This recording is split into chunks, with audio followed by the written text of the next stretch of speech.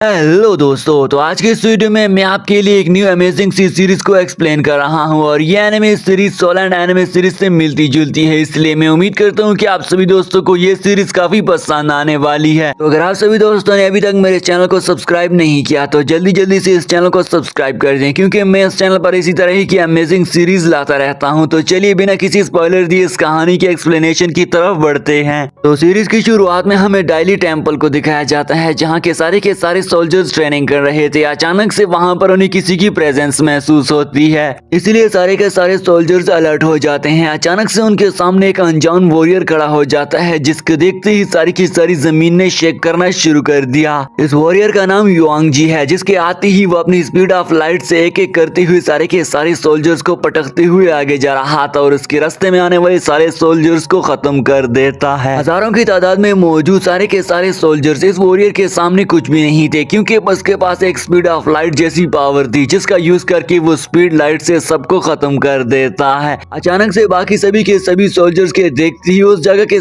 सारे गेट बंद होने लग जाते हैं, ताकि इसे अंदर जाने से रोका जा सके। और भी बहुत सारे सोल्जर इस वॉरियर को रोकने के लिए आगे आते हैं। युआंग जी जैसे ही सामने की तरफ देखता है तो उसे मालूम हो जाता है कि डेली टेम्पल के गेट्स मुझसे बंद होने लग गए हैं, इसलिए वो जंप करते हुए ऊपर भागना शुरू कर देता है और एक जोरदार जंप लगाकर उसके अंदर मौजूद दरवाजों को तोड़कर उस जगह के अंदर एंटर हो ही जाता है, जिसे देखकर सारे के सारे वॉरियर हैरान रह गए थे, आखिर ये कैसे पहुंच गया है। युआंग जी डेली टेम्पल के बीच में खड़ा होकर आगे जा रहा था। सामने वो देखता है कि उसके सामने तो अब और भी बड़े बड़े से वॉरियर आ चुके हैं, लेकिन वो उनको ना रोकते हुए एक एक करके उन्हें भी खत्म करने लग गया था। युआंग जी उन सारे के सारे सोल्जर के सामने इतना पावरफुल इसलिए था क्योंकि एक ही टाइम पर वो 3 टेक्निक यूज कर रहा था, जिनमें से एक टेक्निक स्वॉर्ड टेक्निक थी, दूसरा स्पीड ऑफ लाइट टेक्निक और साथ ही साथ में वो एस्केप टेक्निक भी यूज कर रहा था। अचानक से युआंग जी के सामने देखने पर उस पर एक स्पेयर टकराने ही वाली थी, लेकिन वो उससे खुद को मुश्किल से बचा लेता है और वो देखता है कि वो उस डेली टेम्पल का छोटा पुलिस ऑफिसर था, जिसे जंप करके वो दूर फेंक देता है। युआंग जी अभी अपनी जगह पर खड़ा ही हुआ था कि अचानक से पीछे ने किसी इस पर हमला कर दिया था। जैसे ही वो पीछे मुड़कर देखता है तो वो अपने सामने अरेंजी नाम के प्रिंस को देखता है, जो कि डेली टेम्पल का एक प्रिंस था। प्रिंस डीराइन जी उसे कहता है कि युआंग जी, क्या आप जानते हो कि डेली टेम्पल एक स्टेप और भी यहाँ से आगे है, इसलिए आपको एक और स्टेप लेना होगा। ये सुनकर तो युआंग जी और भी ज्यादा गुस्सा हो चुका था और आगे की तरफ बढ़ते हुए डीराइन जी पर हमला करने लग गया था। साथ ही साथ में प्रिंस डीराइन जी भी अपने आप को डिफेंड करने के लिए और अपने इस टेम्पल को बचाने के लिए अपनी जान कुर्बान करते हुए लड़ने लग गया था। दोनों के बीच में एक जबरदस्त सी फाइट शुरू हो जाती है, जिसमें डीरोंग जी अपने पास मौजूद फीदर्स का यूज कर रहा था। साथ ही साथ में युआंग जी भी अपनी तलवार और स्पीड ऑफ लाइट स्पीड का यूज कर रहा था। युआंग जी बार बार डीरोंग जी पर हमले किए जा रहा था, लेकिन डीरोंग जी पर इन हमलों का कुछ ही असर नहीं हो रहा था। साथ ही साथ में डीरोंग जी भी अपने पास मौजूद अपनी टेक्निक का यूज करके युआंग जी को परेशान कर रहा था।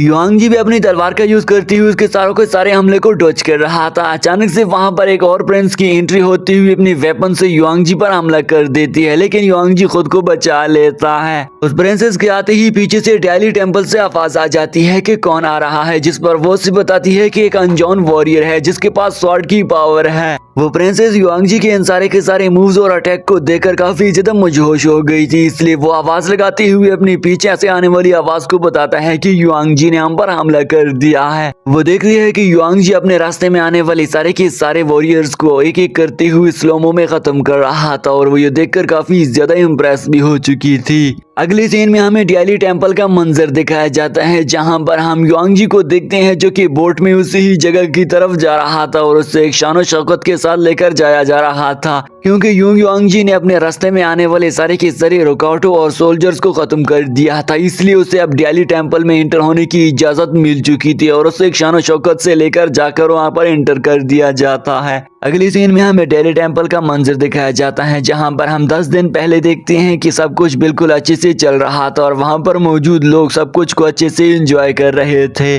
यहाँ पर हमें इस बात का पता चलता है कि डेली टेम्पल में मौजूद सारे के सारे लोग खुशी खुशी से अपनी जिंदगी जी रहे थे और वहाँ पर मौजूद सारे लोग अपनी जिंदगियों को एंजॉय कर रहे थे। तभी वहाँ पर ट्याफू टेम्पल के एक लॉर्ड ऑफ फूजी को भी दिखाया जाता है, जिसने वहाँ पर मौजूद सारे के सारे लोगों को एक प्रोग्राम में इकट्ठा होने का बुलाया था। तभी वहाँ पर हम एक एल्डर मास्टर को बैठा हुआ देखते हैं जो अपने सामने बैठे हुए सारे के सारे लोगों को कुछ बातें बता रहा था जो कि बहुत ही ज्यादा सीक्रेट बातें थी। तभी वहाँ पर वो एल्डर मास्टर जैसे ही वो लॉर्ड ऑफ फूजी को देख लेता है जो कि कुछ पैगाम लेकर आया हुआ था, तो वो उससे कहता है कि लॉर्ड ऑफ फूजी, मुझे तो ये लगता है कि तुम युआंग जी को देखने के लिए काफी ज्यादा बेजार खड़े हुए हो। लॉर्ड ऑफ फूजी जैसे ही उसकी बात को सुन लेता है तो वो उस एल्डर मास्टर के पास आकर उसे बताता है कि क्या तुम जानते हो कि वॉरियर युआंग जी एक बहुत बड़ा वॉरियर है और वो सबसे एक अलग वॉरियर है। साथ में वो बता रहा था कि एक दिन आएगा कि युआंग जी वॉरियर सारी की सारी दुनिया पर राज करेगा और तुम देख लेना, इसलिए मैं उससे ज्यादा मुतासिर हुआ हूँ। इनकी बातें वहाँ पर खड़ा हुआ एक मोटा आदमी भी सुन रहा था जो कि उन सभी से कहता है कि हाँ, मैं भी वॉरियर युआंग जी से काफी ज्यादा मुतासिर हुआ हूँ, क्योंकि आप सभी लोगों ने पहले यहाँ पर मौजूद बड़े से बड़े गेट पर कोई निशान नहीं देखा होगा, लेकिन आज मैंने देखा है कि युआंग जी वॉरियर ने उसमें से एक बहुत बड़ा छेद करके हुए उसमें सुराख कर दिया था। यानी कि इसका मतलब तो यही साबित हो जाता है कि युआंग जी वॉरियर एक काफी पावरफुल वॉरियर है। इस मोटे आदमी का नाम जोरोंग था और इस जोरोंग की बातें को सुनती हुई नीचे बैठा हुआ एल्डर मास्टर कहता है कि ठीक है, हम इसकी बात से यकीन करते हैं क्योंकि ये हर वक्त ही तकब्बुर किया करता है और उसने सच ही बोला होगा।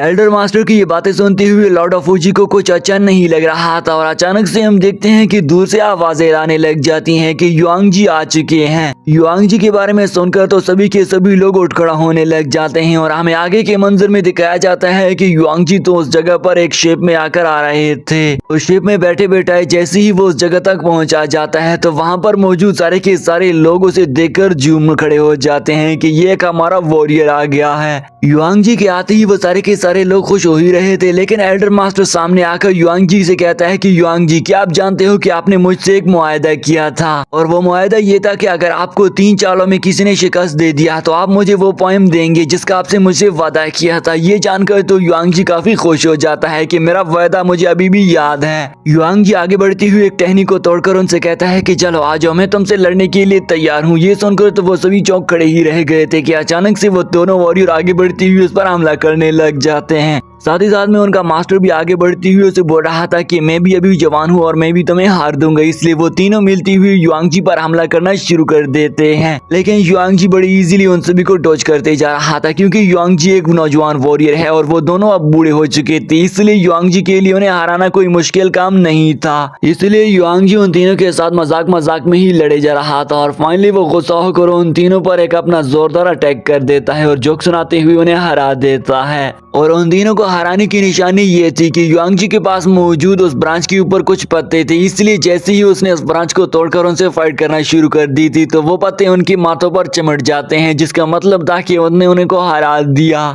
उन्हें हराते हुए तो बाकी सभी के सभी लोगों ने युआंग जी की तारीफें शुरू कर देते हुए बोल रहे थे कि युआंग जी हम में से सबसे ग्रेट और एक बहादुर वॉरियर है और उन्होंने इसे भी हरा दिया। युआंग जी को विन होता हुआ देखकर बाकी लोग उस पर तालियां बजाने लग जाते हैं। साथ ही साथ में युआंग जी उन्हें बोल रहा था कि मैंने सुन रखा है कि यहाँ पर कुछ कीमती ट्रेजर मौजूद है जो कि बहुत ही ज्यादा रेयर है। लॉर्ड ऑफ फूजी आगे बढ़ती हुई युआंग जी से कहता है कि युआंग जी, मैं आपको देखकर काफी ज्यादा खुश और इम्प्रेस हो गया हूँ। मैं आपके लिए कुछ वाइन लेकर आ गया हूँ जो कि उसके सामने पड़ा हुआ था। लॉर्ड ऑफ फूजी उसे खुशी खुशी से कहता है कि युआंग जी, मैं ऐसे आपकी नजर पेश करना चाहता हूँ। जैसे ही वो उसका इस्तेमाल करके उसे पीने लग जाता है तो वो उसे कहता है कि इसका जायका तो बड़ा जबरदस्त है। युआंग जी वाइन के मजे ले रहा था, साथ ही साथ में वो काफी खुश भी था कि तभी वहाँ पर सामने की तरफ देखता है कि उसके सामने एक दस्तावेज मौजूद थी, इसलिए वो उसे अच्छे से देखने लग जाता है। ज़ियाओरोंग डायनेस्टी से आने वाले उस दस्तावेज को देखकर आगे वो जाते हुए एक बहुत ही अच्छी सी स्वॉर्ड को देख लेता है जो कि इलेक्ट्रिसिटी डिपार्टमेंट से तैयार करके आई हुई थी। साथ ही साथ में लॉर्ड ऑफ फूजी भी सारी की सारी चीजों के रिलेटेड उसे बता रहा था कि ये चीजें कहाँ से आई हुई है। जैसे ही युआंग जी ने उस तलवार को देख लिया था तो उसे वो काफी ज्यादा खूबसूरत दिख जाती है क्योंकि इस तलवार के ऊपर काफी ज्यादा अच्छे तरीके से कोटिंग की गई थी। लेकिन लॉर्ड ऑफ फूजी उसे बताता है कि युआंग जी, क्या आपको ये पसंद आ गई है तो इसे आपको पसंद नहीं करना चाहिए क्योंकि ये एक्सटीरियर से अच्छी दिख रही है, लेकिन इसका इंटीरियर इतना ज्यादा पावरफुल और मजबूत नहीं है, इसलिए ये तुम्हारे लिए अच्छी नहीं है। साथ ही साथ में वो इसके एक और खामी को बताता है कि ये ज्यादा शार्प भी नहीं है, इसलिए ये तुम्हारे काम की भी नहीं है। क्योंकि दोस्तों युआंग जी एक पावरफुल वॉरियर है और वो तेजधारी तलवार के साथ साथ एक खूबसूरत तलवार को भी पसंद करता है जिसका एक्सटीरियर और इंटीरियर मजबूत हो, इसलिए वो उसे रिजेक्ट करती हुई नाराज होकर चला जाता है। अब ये सब कुछ देखकर पास में खड़ी हुई लड़की लॉर्ड ऑफ वुजी पर गुस्सा होकर उसे कहती है कि एरोगेंट, तुमने ये क्या कर दिया, तुमने युआंग जी को नाराज कर दिया, तो तुमसे बुरा तो कोई नहीं है। युआंग जी आगे आकर काफी निराश दिख रहा था और वो पानी में अपने आप को देखकर बोल रहा था कि मैंने अपने home town broken moon city को छोड़ दिया है, यानी कि युआंग जी ने अपने आबाई शहर को छोड़ दिया है। और वो कहता है कि मैं चंगान जाना चाहता हूँ क्योंकि मैं एक बहुत ही बड़ी खूबसूरती की तलाश में हूँ और ये खूबसूरती ये है कि मैं अपने लिए एक खूबसूरत सी स्वाद ढूंढना चाहता हूँ और अपनी जिंदगी को एक्सप्लोर करके आजाद रहना चाहता हूँ। साथ ही साथ में वो ये बोलता है कि स्वॉर्ड के साथ साथ मैं एक वंडरफुल पोएम भी लिखना चाहूंगा।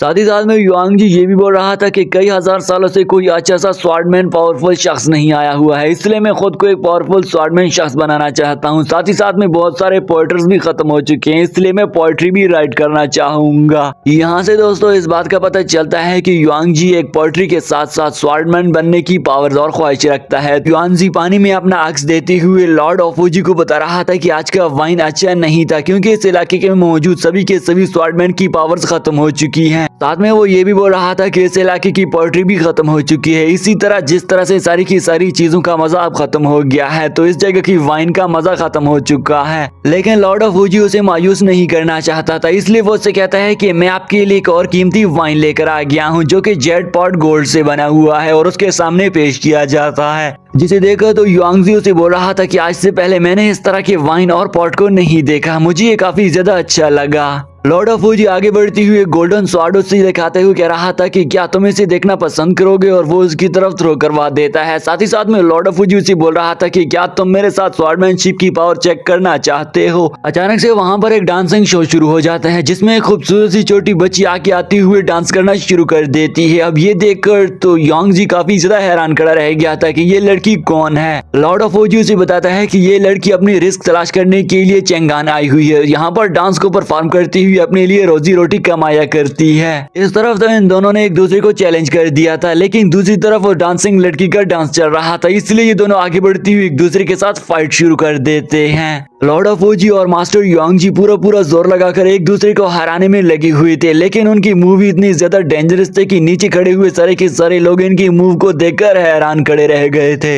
लेकिन वो दोनों ऊपर काफी देर तक एक दूसरे से लड़ते जा रहे थे और एक दूसरे पर हवाओं में उड़ते हुए चैलेंज भी कर रहे थे। साथ ही साथ में लॉर्ड ऑफ वुजी अपनी बर्ड की पावर का भी यूज कर रहा था। वो दोनों इस तरफ अपनी भरपूर मूव का यूज करते हुए लड़ रहे थे कि अचानक से युआंग जी देखता है कि डांसिंग गर्ल नीचे गिरने लग गई जो कि किसी चट्टान से टकरा गई थी, इसलिए जल्दी से आकर वो उसे बचा लेता है। युआंग जी ने उसे कैच कर लिया था और उसकी जान को उसने बचा दिया था। उस लड़की का नाम लिu युआंग था, लेकिन यहाँ पर पास में खड़ा हुआ लॉर्ड ऑफ वुजी से कहता है कि हमारे बहुत सारे मूव्स मिस हो गए हैं जिसकी वजह से मैं कुछ परेशान हूँ। लेकिन युआंग जी कहता है कि नहीं, परेशान होने की जरूरत बिल्कुल भी नहीं है, और वो आगे बढ़ती हुई उस चट्टानों को ही काट कर रख देता है और नीचे आती हुई उसे कहता है कि लड़की क्या तुम ठीक हो। डांसिंग गर्ल अपनी आंखें दिखाती हुई उसे बता रही थी कि इस तरह की प्रॉब्लम मेरे साथ कई बार हो चुकी है और मेरी आंखों में ही कुछ प्रॉब्लम है, इसलिए मुझे इस तरह के प्रॉब्लम्स आ जाते हैं। युआंग जी उस लड़की को देखकर काफी ज्यादा हर्ट हो गया था क्योंकि उस लड़की को एक आई डिजीज थी, इसलिए वो उसे आराम करने का बोल देता है और वो वहां से चली जाती है।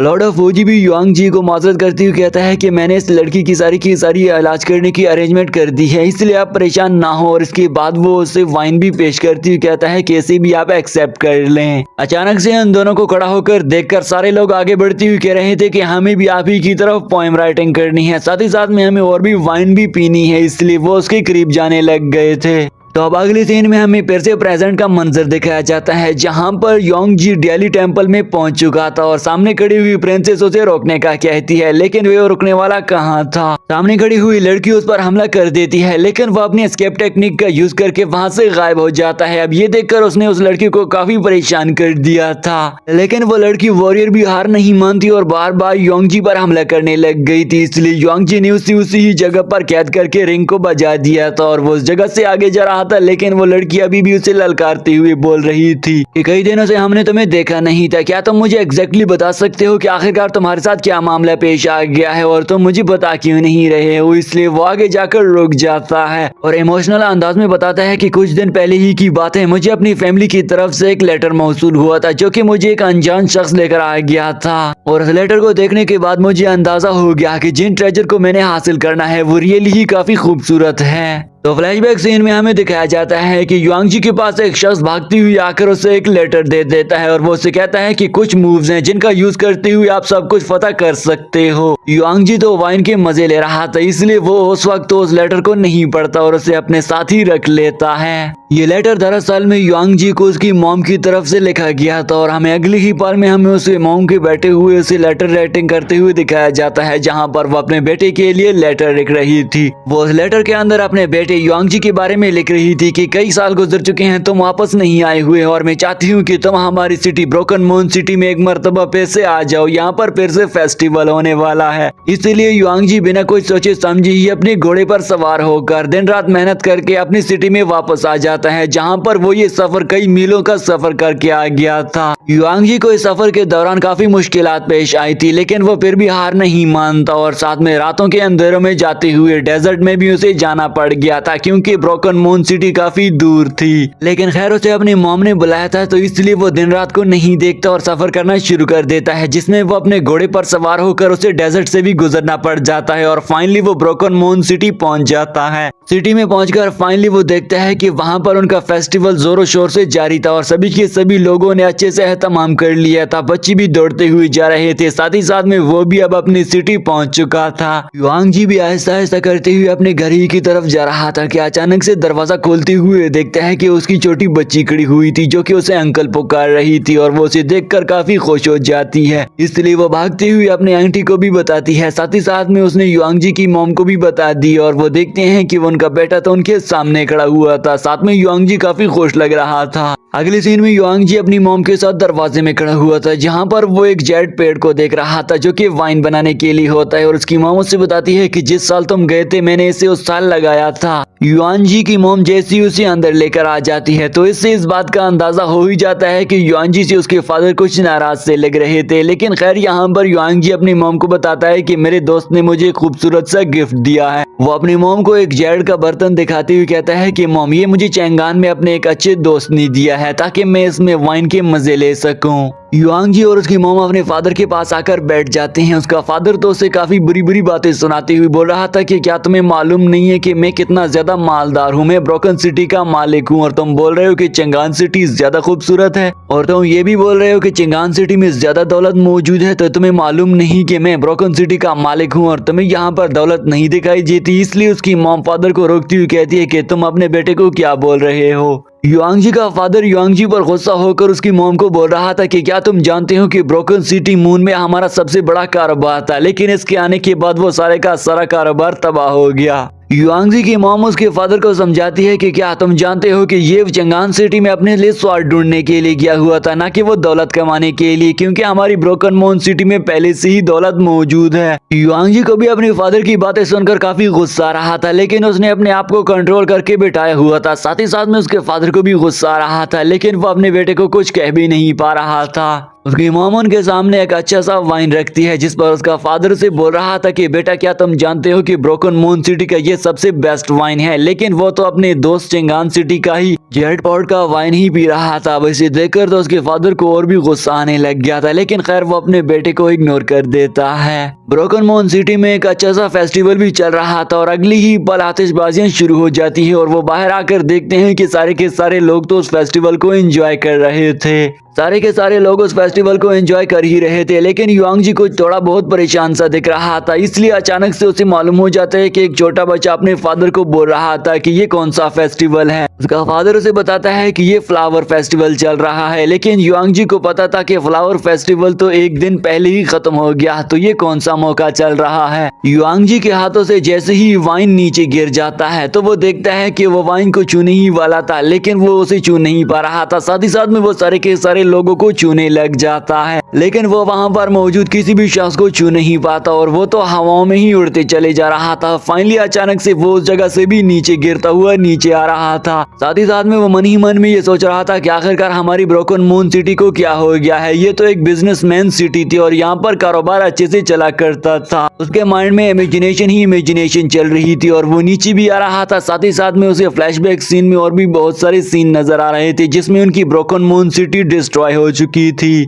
जैसे ही युआंग जिस ख्यालों की दुनिया से नीचे गिर गया था तो उसे मालूम हो जाता है कि 4 दिन पहले का मंजर हमें दिखाया गया था और यहाँ पर उनकी ब्रोकन मून सिटी डिस्ट्रॉय हो चुकी थी। युआंग जी ये सारी की सारी कहानी डेली टेम्पल की उस लड़की को सुना रहा था जिस डेली टेम्पल पर इसने हमला कर दिया था और इस हमले की वजह भी यही थी क्योंकि इसके सारे ब्रोकन मून सिटी को डिस्ट्रॉय कर दिया गया था। अब दोस्तों 4 दिन पहले के मंजर में हमें दिखाया जा रहा था कि युआंग जी अपनी ब्रोकन मून सिटी में भागता हुआ जा रहा था, लेकिन उसकी सारी की सारी ब्रोकन मून सिटी डिस्ट्रॉय हो चुकी थी और वो इर्द गिर्द अपनी मॉम डैड को तलाश कर रहा था। युआंग जी आगे बढ़ती हुई अपनी ब्रोकन मून सिटी का फ्लैग देख लेता है जो कि नीचे गिर गया था, यानी कि इसका मतलब था कि इनकी सिटी को शिकस्त हो चुकी थी। युआंग जी के थोड़ा सा आगे बढ़ती हुई वो और भी अपनी ब्रोकन मून सिटी की खराब हालात को देखता है जिससे अंदाजा हो गया था कि वो अब आग बगोला हो गया है। और अगली सीन में हमें प्रेजेंट का मंजर दिखाया जाता है जहाँ पर वो डेली टेम्पल में धीरे धीरे करके आगे ही चले जा रहा था। साथ ही साथ में उसके सामने काफी ज्यादा सोल्जर खड़े हुए थे जो कि उससे डरते हुए ही पीछे हट रहे थे।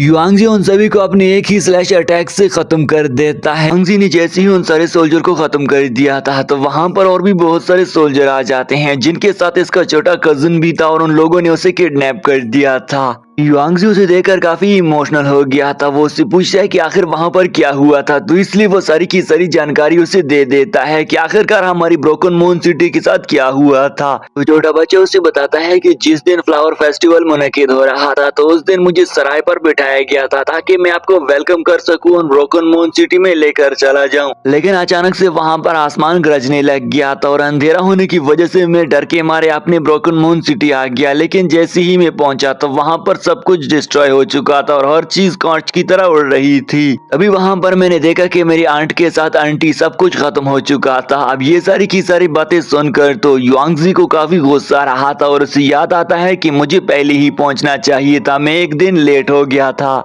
युआंग जी काफी गुस्सा हो चुका था। अचानक से उसे दरवाजे के सामने में डेली टेम्पल शेंगवान पैलेस की प्रिंसेस दिखाई देती है जो कि उससे बोल रही थी कि तुम्हारी ब्रोकन मून सिटी अब हमारी सिटी का हिस्सा बन चुकी है। युआंग जी गुस्से से उस पर एक स्लैश अटैक कर देता है, लेकिन इस स्लैश अटैक का उन पर कुछ ही असर नहीं हुआ और वो सामने आती हुई उससे बोल रही थी कि जब तुम कुछ कर नहीं सकते हो तो दूसरों पर भी इसका इल्जाम ना लगाया करो, बल्कि खुद बहादुर बनो। इसके बाद वो युआंग जी को छोड़ देते हैं। युआंग जी वहां से आते हुए ये बोल रहा था कि आज से पहले मैंने दूसरे लोगों पर उंगली उठाई है और दूसरे लोगों को बुरा भला और गलत समझता था। युआंग जी खुद को इसलिए ब्लेम कर रहा था क्योंकि उस दिन जो इसे लेटर मिला था उसने उस लेटर को पूरे 2 दिन बाद ओपन किया था और अगर वो उस दिन उस लेटर को ओपन कर लेता तो आज उसकी फैमिली के साथ ये ना हुआ होता और वो अपनी फैमिली की जान बचा चुका होता। अगली सीन में हमें फिर से युआंग जी को दिखाया जाता है जो कि शेंगवान पैलेस में परेशान बैठा हुआ था और उसके पास वही लड़की भी मौजूद थी। अब यहाँ पर युआंग जी उससे कहता है कि क्या मुझे आपकी हिफाजत करने के लिए खड़ा किया गया है। वो उसे बता रही थी कि हाँ, मेरी जिम्मेदारी आपकी ही हिफाजत करना भी है और साथ ही साथ में इस सिटी की ही हिफाजत करना भी है। ये सुनकर तो युआंग जी उसे छोड़कर चला जाता है।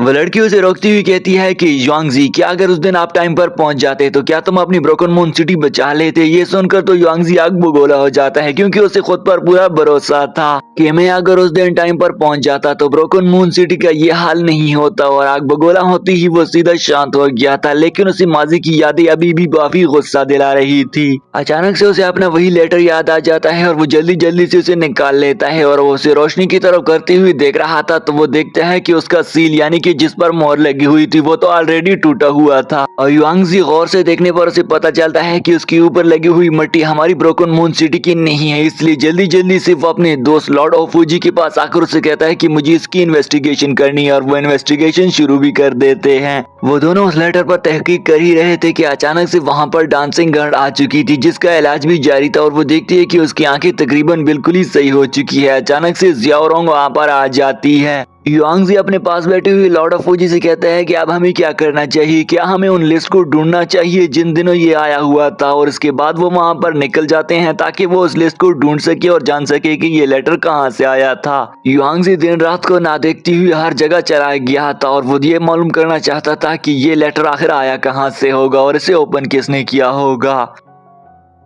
इर्द गिर्द हर शख्स फेस्टिवल को एंजॉय कर रहा था और बूढ़े बच्चे समेत सारे के सारे लोग इस फेस्टिवल को एंजॉय कर रहे थे और उनका एक ये सालाना फेस्टिवल था। लेकिन हम सिर्फ और सिर्फ युआंगजी को देखते हैं जो कि उस लेटर के लिए परेशान मारे मारे फिर रहा था। युआंगजी सिर्फ और सिर्फ ये मालूम करना चाहता था कि ये सब कुछ मेरे साथ किसने किया है। तो इसके बाद वो आगे जाकर प्लानिंग करके उन जगहों को डिस्ट्रॉय कर देगा और उन लोगों से अपना बदला जरूर लेगा। ये फेस्टिवल हर साल के 9 मार्च को ही मुनक्किद किया जाता है, लेकिन इस फेस्टिवल में सिर्फ और सिर्फ युआंगजी का सपोर्ट करने वाला लॉर्ड ऑफ फूजी ही था, जो कि उसके कंधे पर हाथ रखकर बोलता है कि बस तुम्हें हौसला करना होगा। साथ ही साथ में इन दोनों ने इन्वेस्टिगेशन करती हुई इन दोनों को इस बात का इल्म हो ही चुका था कि ये सब कुछ डीमंस का किया धरा है और डीमंस ने ये सब कुछ कर दिया था, जिसकी वजह से इनकी ब्रोकन मून सिटी डिस्ट्रॉयड हो चुकी थी। लेकिन युआंगजी काफी ज्यादा गुस्सा हो चुका था और वो से कहता है कि मुझे बस इस दुनिया में अब कुछ ही अच्छा नहीं लग रहा है और मैं बदले की आग में जल रहा हूँ। क्या तुम मुझे कुछ बता सकते हो कि मुझे क्या करना होगा।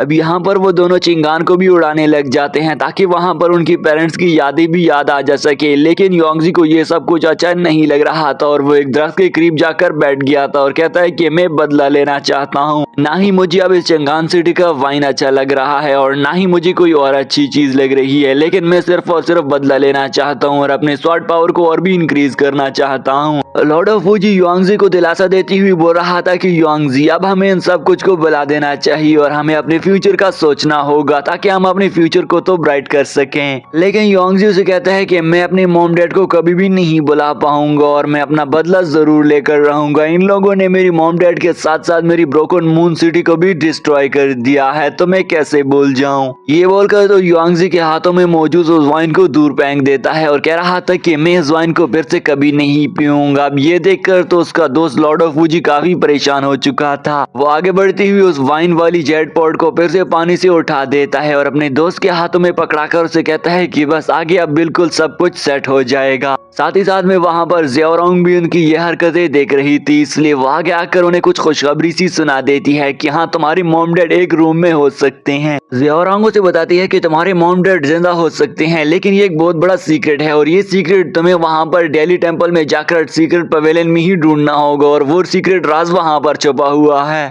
वो लड़की ज़ियाओरांग से बताती है कि उस हिडन जगह के कंट्रोल सिर्फ और सिर्फ डी रांजी ही के पास है, जो कि दिल्ली टेम्पल में एक मौजूद पुलिस ऑफिसर है, इसलिए तुम्हें वहां पर जाना होगा। और वो जैसे ही पीछे देखती है तो युआंगजी वहां पर नहीं था और उन दोनों के ऊपर देखने पर उन्हें मालूम हो जाता है कि वो तो अब उसी ही की तरफ चला गया था और ऊपर आसमान ने भी गरजना शुरू कर दिया था। अगली सीन में तेज बारिश शुरू हो चुकी थी, जहाँ पर हमें मालूम पड़ता है कि युआंगजी तो वहां पर भागती हुई जा रहा था और बिजली गरजने के साथ साथ वो भी स्पीड ऑफ लाइट से दिल्ली टेम्पल में आ रहा था। अगली ही पल में हमें डी रोंगजी को अपने मेंबर पर बैठा हुआ एक लेटर दस्तावेज लिखते हुए दिखाया जाता है कि अचानक से हम देखते हैं कि युआंगजी उसके सामने दरवाजे में खड़ा हुआ था। युआंगजी सामने खड़ा होकर उसे कहता है कि बताओ मेरे मॉम डैड कहाँ है। अब ये सुनकर तो वो दस्तावेज में सारी की सारी जवाबात लिखी हुई थी कि हाँ वो कहाँ पर हो सकते हैं और वो उसके रिलेटेड और भी बहुत कुछ लिखा हुआ था। साथ ही साथ में उस दस्तावेज के अंदर डी रोंगजी ने ये भी लिखा हुआ था कि ये कोई चेंगान सिटी नहीं है जो तुम इस तरह से मुंह उठाकर आ गए हो और यहाँ पर तुम अपने मॉम डैड को ढूंढ रहे हो। ये दिल्ली टेम्पल है, दिल्ली टेम्पल। इस टेम्पल में कोई बर्ड भी पर नहीं मार सकता, तो तुम यहाँ पर कैसे आ गए हो और हमारे पास से तुम मॉम डैड को ढूंढ रहे हो। ये बातें सारी की सारी सुनती हुई युआंगजी आग बगोला हो चुका था। यहाँ पर दोस्तों डी रांजी जैसे ही उस दस्तावेज को उठाकर उसकी तरफ थ्रो कर देता है, लेकिन युआंगजी तो गुस्से से उस सारे के सारे को टुकड़ों में कन्वर्ट करके डी रोंगजी पर ही हमला कर देता है। डी रोंगजी गुस्से से युआंगजी पर लगातार हमला करना शुरू कर देता है। साथ ही साथ में युआंगजी भी खुद को डिफेंड कर रहा था और अपनी तलवार का भी यूज कर रहा था। युआंगजी लगातार ही अपनी तलवार की स्लैश अटैक का यूज करते हुए डी रोंगजी पर भी हमला कर रहा था, लेकिन साथ ही साथ में डी रोंगजी भी अपनी स्पीड ऑफ लाइट से उस पर हमला कर रहा था। डीरैंग जी अपनी क्लोन टेक्निक का यूज करती हुई बार बार युआंगजी पर स्लैश अटैक कर रहा था। अचानक से जैसे ही युआंगजी ने उस पर हमला करने का सोचा तो वो तो वहाँ से गायब हो चुका था।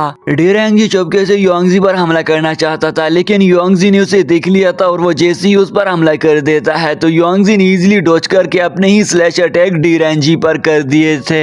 इन दोनों का गुस्सा पीक पर चढ़ गया था, जिससे वहां पर मौजूद इनकी स्लैश अटैक से डियाली टेम्पल को काफी नुकसान पहुंचने लगा और उसके पिलर्स भी गिरने लग जाते हैं। अब अचानक जैसे ही ये दोनों एक दूसरे पर अपना पावरफुल अटैक कर देते हैं तो वो दोनों ही नीचे गिरकर काफी घायल हो चुके थे और इन दोनों में एक दूसरे पर हमला करने की हिम्मत नहीं हो रही थी। लेकिन ये दोनों फिर से खड़ा होकर एक दूसरे पर हमला कर देते हैं। साथ ही साथ में वहां पर गेट पर काफी हजारों की तादाद में सेना खड़ी हुई थी जो कि इनके अंदर लड़ने का इंतजार कर रही थी कि कब ये गेट खोलकर बाहर आएंगे। अचानक से वहां पर ज़ियाओरंग भी आ जाती है, जिसके पास एक स्क्रॉल भी मौजूद थी और जैसे ही उस जगह पर एंटर हो जाती है तो वो बोल रही थी कि मैं आपके लिए एक इम्पोर्टेंट पैगाम लेकर आ गई हूँ। उस पैगाम के अंदर लिखा हुआ था कि डीरैंग जी जो कि डियाली टेम्पल का एक सीनियर मिनिस्टर है वो युआंगजी को कुछ भी नहीं कहेगा, लेकिन साथ में वो युआंगजी की हेल्प भी करेगा। अब आगे हम देखते हैं कि डीरैंग जी युआंगजी को अपने साथ एक सीक्रेट पवेलियन में लेकर आ जाता है, जहां पर वो उसे बता रहा था कि ब्रोकन मून सिटी पर जब हमला हुआ था तो मैंने इस जगह में उस जगह को हमला करते हुए देख लिया था। डीरैंग जी युआंगजी को बताता है कि युआंगजी क्या आप जानते हो कि जब आपकी ब्रोकन मून सिटी पर डीमंस ने हमला कर दिया था तो वो किस किस तरह के हमले के तरीकेकार को इस्तेमाल कर रहे थे। वो सब कुछ का सब कुछ मैं इस जगह से देख रहा था। डीरैंग जी युआंगजी को बता रहा था कि मैं ये भी जानता हूँ कि ब्रोकन मून सिटी पर जो हमला हुआ था और उसके सारे के सारे मौजूद लोग जो कि मारे जा चुके हैं वो अभी मरे नहीं है, बल्कि उन्हें एक आइसोलेटेड प्लेस पर शिफ्ट कर दिया गया है। युआंगजी भी उसकी सारी की सारी बातें सुनकर काफी हैरान रह गया था और युआंगजी को अब ये भी उम्मीद जागने लग जाती है कि उसके पेरेंट्स भी फिर तो अभी जिंदा होंगे। अब डीरैंग जी आगे जाते हुए एक सीक्रेट डोर को ओपन कर लेता है, जहाँ पर और भी बहुत सारी जगहों के नाम लिखे हुए थे, जिस तरह की ब्रोकन मून सिटी और भी बहुत सारी जगहों जहाँ पर डीमंस ने हमला कर दिया था। यहाँ पर ये दोनों इसी बात पर गौर कर रहे थे कि क्या ऐसा हमला किसी और जगह पर हुआ था और कुछ मशकूक लोग इन्हें दिख गए थे, जिस पर युआंगजी उसे बताता है कि हाँ मैं इस जगह के बारे में जानता हूँ। युआंगजी को अचानक से याद आ जाता है कि योयांग क्लैन में मैंने ऐसे लोगों को देखा था जो कि सीक्रेट तरीके से लोगों पर हमला किए करते थे, इसलिए उन लोगों ने डियाली टेम्पल के सारे छोटे बड़े ऑफिसर वहाँ पर जाँच के लिए पहुँचा चुके थे। डियाली टेम्पल का छोटा ऑफिसर उस जगह की इन्वेस्टिगेशन करने के लिए पहुँचा गया था, लेकिन वहाँ पर वो देखते हैं कि उनके कपड़े और कुछ और चीजें बाकी रह गई थी, लेकिन वो लोग वहाँ से गायब हो चुके थे। अब जैसे ही एक परिंदे का यूज करते हुए डीरैंग जी को यह पैगाम मिल जाता है कि लुयांग क्लैन वाले लोग वहाँ से गायब हो चुके हैं, तो ये दोनों और भी परेशान हो गए थे और इन्हें डर लगने लग गया था कि ये चैंगान सिटी पर ही हमला ना कर दें। लेकिन युआंगजी उसे बताता है कि नहीं, वो चैंगान सिटी पर हमला नहीं करेंगे। अगर वो चैंगान सिटी पर हमला करना भी चाहते हैं तो उन लोगों ने डायरेक्टली हमला कर दिया होता, लेकिन अब वो लोग अपने ही क्लैन से गायब हो गए हैं, तो इसका मकसद है कि वो किसी और बड़ी तबाही के इंतजार में हैं और वो उसकी तैयारी भी कर रहे हैं। तो ये बात करते हुए तो डीरैंग जी की परेशानी और भी बढ़ जाती है। अचानक से युआंगजी को अपनी पोएम और पोएट्री याद आ जाती है, जहाँ पर उसके माइंड में डिफरेंट प्लेसेस और क्लैन चल रहे थे और युआंगजी ने उन सारी की सारी जगहों पर पोएम और पोएट्री लिख रखी हुई थी और जो कि उसमें माइंड में फ्लो कर रहे थे। लेकिन मैंने अभी तक ब्रोकन मून सिटी पर कोई अच्छा सा पोएम क्यों नहीं लिखा था। तभी डीरैंग जी और पास में खड़ी हुई ज़ियाओरंग से बताती है कि अभी तक तुमने लिखा नहीं, लेकिन तुम इस पोएम पर वर्क तो कर रहे हो। काफी टाइम पर एक दूसरे के साथ खोज लगाने के बाद फाइनली इनको पता चल ही जाता है कि आखिरकार अगला हमला होने कहाँ वाला है और वो अचानक से चैंगान सिटी की तरफ भागे चले जाते हैं, क्योंकि उन्हें पता चल गया था कि अब चैंगान सिटी टारगेट बन गया है। इसलिए वो जल्दी से अपने घोड़ों पर सवार हो जाते हैं। साथ में उन लोगों ने दो टीम्स भी बना ली थी, जिनमें से एक टीम में ज़ियाओरंग और युआंगजी शामिल थे, जो कि एक गेट की तरफ जा रहे थे जिसका नाम कोंगशेंगफिंग गेट था, और साथ ही साथ में उसका दूसरा लॉर्ड ऑफ फूजी ने भी अपना एक ग्रुप बना लिया था और उस ग्रुप में उसके साथ छोटा ऑफिसर यांग फेंग भी शामिल था और वो दोनों भी एक गेट की तरफ आगे बढ़ने लग गए थे जिसका नाम ज़्यूकी गेट था। साथ ही साथ में हमें दिखाया जाता है कि उन दोनों ग्रुप्स ने अपने साथ ही डियाली टेम्पल के और भी बहुत सारे सोल्जर्स को अपने साथ लिया हुआ था, क्योंकि अब वहां पर चैंगान सिटी में एक बैटल होने वाला है। अब अगली सीन में हमें चैंगान सिटी का मंजर दिखाया जाता है, जहां पर सब कुछ अच्छे से ही चल रहा था। साथ ही साथ में एयर फ्लो करती हुई सूरज भी निकला हुआ था। सबसे पहले डीरैंग जी और छोटे ऑफिसर का ग्रुप पहुंच जाता है, लेकिन वहां पर वो देखते हैं कि चेंगान सिटी में सब कुछ नॉर्मल ही चल रहा है, साथ ही साथ में शिप्स भी पानी में फ्लो कर रही थी। चेंगान सिटी के लोग डेली मामूल के मुताबिक अपना अपना काम कर रहे थे। इनका दूसरा ग्रुप जिसमें योंगजी और जियाओरोंग शामिल थे वो भी पहुंच जाते हैं। हमें जियाओरोंग को दिखाया जाता है जो कि काफी ज्यादा खामोश और परेशान दिख रही थी। अचानक से उस दूसरे ग्रुप के वहां से गुजर जाने के बाद हमें कबूतर को देखते हैं जो कि उस जगह की निगरानी कर रही थी। साथ ही साथ में अचानक से वहां पर धुआं नुमा कुछ एनर्जी भी फ्लो होने लग जाती है। दूसरी तरफ हम डी रेंजी और छोटे पुलिस ऑफिसर यांग फेंग को देखते हैं जो कि अपने मेन गेट की करीब पहुंचा ही गए थे। अचानक से वहां पर वो एक शख्स को देखते हैं जो कि अचानक से कांच में बदल गया। ये देखो डी रोंग जी काफी हैरान हो गया। दूसरी तरफ हम देखते हैं कि एक बर्ड फ्लाई करती हुई कांच की तरह टूट जाती है, जिसे देखकर तो योंगजी काफी हैरान हो गया था कि अब ये क्या हो गया है। धीरे धीरे करते हुए चेंगान सिटी में कुछ मशकूक सी चेंजेस होने लग गई थी, जिसकी वजह से ये दोनों ग्रुप्स काफी परेशान होने लग गए थे कि आखिरकार चेंगान सिटी को होने क्या जा रहा है। योंगजी अचानक से कुछ गड़बड़ देखता है, इसलिए वो कहता है कि खुद को बचाओ और वो आगे की तरफ भागती हुई उन्हीं ही लाइटिंग की तरफ चले जाता है जहाँ पर उन्हें कुछ कांच दिख रहे थे। जियाओरोंग भी योंगजी का पीछा करते हुए उसके पीछे भागती चली आ रही थी। अचानक से हमें सामने की तरफ से एक फ्लाइंग बी को दिखाया जाता है, जिसे देखकर तो ये दोनों दंग खड़े रह गए थे कि ये क्या चीज हो सकती है और इसका चेंगान सिटी में क्या काम हो सकता है। दूसरी तरफ फॉग एनर्जी भी लोगों का पीछा करती हुई जैसे ही उन्हें टच कर लेती थी तो वहां पर उसके रास्ते में आने वाले सारे के सारे लोग कांच में बदले जा रहे थे और उस जगह पर एक अजीब सी तबाही मच जाती है। अचानक से डी रोंग जी के सामने भी फ्लाइंग बर्ड आ जाती है, जिसे देखकर तो वो भी काफी डर गया था कि अब चेंगान का मंजर चेंज होने लग गया है। साथ ही साथ हम दूसरी तरफ देखते हैं कि डियाली टेम्पल की प्रिंसेस भी इस सब कुछ को मैनेज करके देख रही थी। सारी की सारी चेंगान सिटी पर इन फ्लाइंग बी ने कब्जा कर रखा था और वहां पर मौजूद दरख्तों के साथ साथ सारी चीजों की एनर्जी को सारी की सारी बी एनर्जी ने घेर लिया था और एक एक करते हुए सब कुछ कांच में बदल कर बिखरने लग गया था। योंगजी भी बीच मैदान में खड़ा होकर सब कुछ एक्सप्लोर कर रहा था कि आखिर यह सब कुछ क्या हो रहा है। साथ ही साथ में वो देख पा रहा था कि सब कुछ ग्लास में बदलने लग गया था।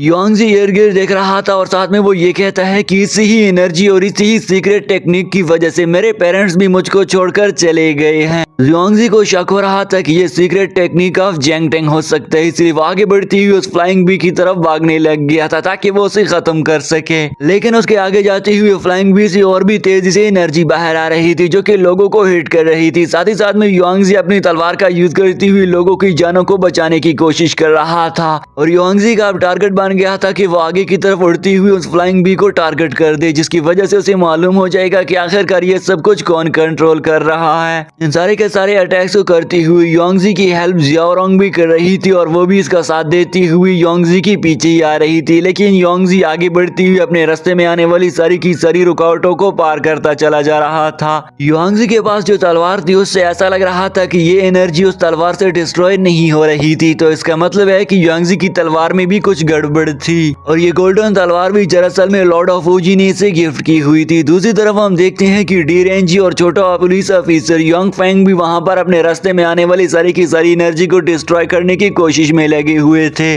और आगे की तरफ बढ़ती हुई जैसे ही यांग फेंग छोटा ऑफिसर अपने स्पिनर का यूज करके उस फ्लाइंग बी को हिट करता है तो उस फ्लाइंग बी को तो कुछ ही नहीं होता बल्कि वो खुद को जल्दी जल्दी से फिर से हील कर लेती है। ये दोनों ग्रुप लगातार ही लड़ते चले जा रहे थे, लेकिन इन दोनों को इस बात की समझ नहीं आ रही थी कि आखिरकार इन फ्लाइंग बीज को रोका कैसे जाए। दूसरी तरफ योंगजी आगे बढ़ती हुई अपने रास्ते में आने वाली उन विंग्स पर हमला कर रहा था। जियाओरोंग भी योंगजी की हेल्प कर रही थी। योंगजी ने अपने तलवार को ली हुई उन फ्लाइंग बीज की विंग्स पर चढ़ जाता है और एक जोरदार अटैक उनकी एक विंग पर कर देता है, जिससे वो विंग तो टूट गया था। लेकिन योंगजी अचानक से देखता है तो उसके अंदर से वही डांसिंग गर्ल बाहर निकल कर आ जाती है, जिसे देखकर वो काफी हैरान रह गया था। डांसिंग गर्ल यूयान को काफी तकलीफ हो रही थी। अचानक से योंगजी को अपनी माजी की याद आने लग जाती है, जहाँ पर लॉर्ड ऑफ वूजी ने उसे बताया था कि ये लड़की यहाँ पर आई हुई है ताकि वो अपने लिए रोटी कमा सके और डेजर्ट लैंड से आई हुई है। साथ ही साथ में हमें फ्लैशबैक सीन में उसे दिखाया जा रहा था जहाँ पर वो डांस कर रही थी और लॉर्ड ऑफ वूजी ने उस टाइम उसे ये भी बताया था कि ये अपने साथ अपने कंपेनियंस के साथ रहा करती है ताकि वो अपने लिए कुछ रोटी पानी कमाकर अपनी फैमिली को सरवाइव कर सके।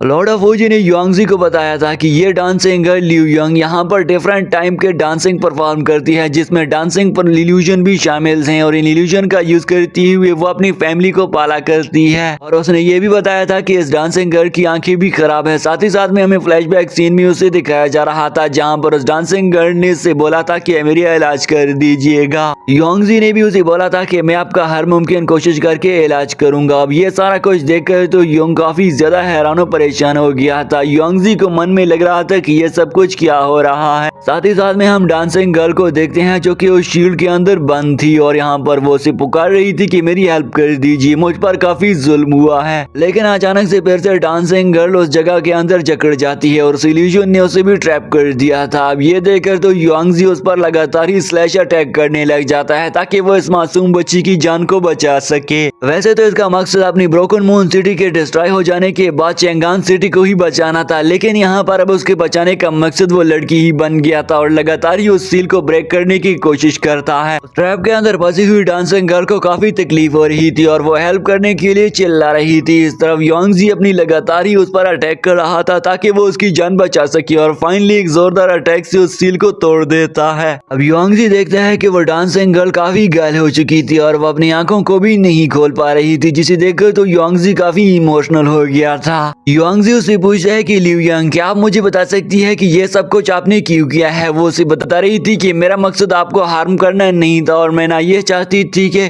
मेरी वजह से आपको कोई तकलीफ पहुंचे या मेरी वजह से चेंगान सिटी पर कोई भी आफत आ जाए, लेकिन मजबूर थी और मुझ पर किसी ने अपना रोब जमाकर मुझसे ये सारा काम करवा लिया। वो बता रही थी कि ये सब कुछ मेरे कंट्रोल में बिल्कुल ही नहीं है, बल्कि मेरा कंट्रोल किसी और के पास है। जिस पर युआंगजी से पूछता है कि जल्दी जल्दी मुझे बताओ कि तुम्हें किसने कंट्रोल में किया है। अब वो बताती है कि मैं नहीं जानती हूँ कि मेरे साथ ऐसा क्या हो गया है और मैं यहाँ पर चेंगान सिटी में अब कुछ भी परफॉर्म नहीं कर पाऊंगी और न ही अपनी फैमिली को सर्वाइव कर पाऊंगी। ये कहते हुए वो बटरफ्लाइज में कन्वर्ट होकर युआंगजी को छोड़कर चली जाती है। अब युआंगजी उसे पकड़ना तो चाहता था, लेकिन वो ऐसा कुछ कर नहीं पा रहा था। युआंगजी काफी ज्यादा इमोशनल हो गया था और वो कह रहा था कि ब्रोकन मून सिटी डिस्ट्रॉय हो जाने के बाद कहीं ऐसा ही ना हो जाए कि चेंगान सिटी भी डिस्ट्रॉय हो जाए। वो कह रहा था कि ये सब कुछ क्या हो रहा है और मैं इन सब कुछ को कैसे कंट्रोल करूंगा, आखिरकार ये सब कुछ कर कौन रहा है। साथ ही साथ में उसके माइंड में कुछ डिफरेंट इल्यूजन चल रहे थे कि ये सब कुछ हमारा कोई करीब ही कर रहा है। युआंगजी को अपनी ब्रोकन मून सिटी याद आ रही थी जहाँ पर उसके पेरेंट्स इसी तरह ही कांच में उड़कर खत्म हो गए थे। साथ ही साथ में उसे अपनी ब्रोकन मून सिटी का नीचे गिरा हुआ झंडा याद आ रहा था, इसलिए वो अज़्म करता है कि